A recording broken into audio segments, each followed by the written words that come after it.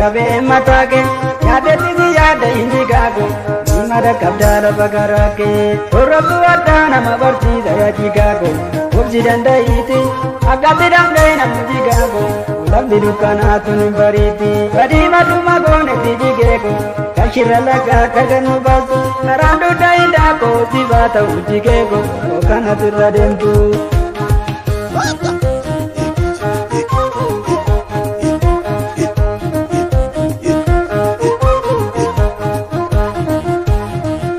Yoti balasa bego indigago Yabe matake Yade titi yade indigago Imada kabdala magarage Program apana mabarji saya jigego Wabsi danda iti Agati damde nang jigago Ularti dukana tunimbariti Badi madu makone tijigego Kashira laga garganu bas Karandu daindako sibata ujigego Dukana turadimtu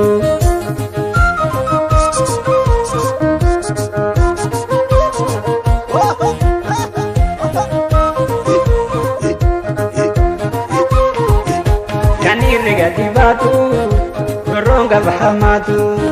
Jabatu jajabeko Jabe una furgatu Kanda da bilenjene Karabi de gambatu Doditi gugufisi Jagoda pengamne Sabab itu da bata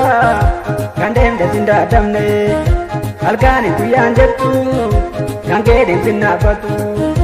Jabaga basatina Kazang iti abdatu Jabaga haroroda Kazang iti abdatu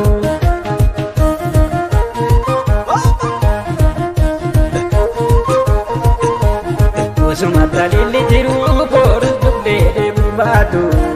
Akhira dani naftu Wala garaga badu gambatu Usumata lili jiru Porus dukde debu banu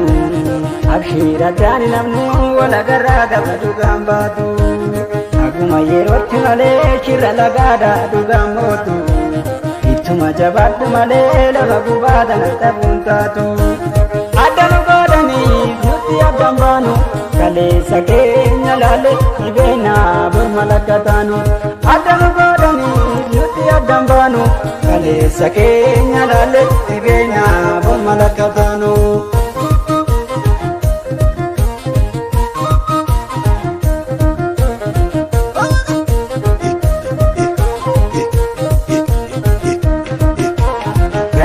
Bazu chirizi ni tuma fasidisa Ubulu swala garadi ga koke da fajisan Gargar nu bazu chirizi ni tuma fasidisa Ubulu swala garadi ga koke da fajisan Tira tiri agare ga barakoda situ chale Agar khane agare tira garadi swalilale Firi agare gavara koda situ chale Agara khane agare vira garadi swalilale Wobo koi ditu agaganisa Lola gali male kukufisa Wobo koi ditu agaganisa Lola gali male kukufisa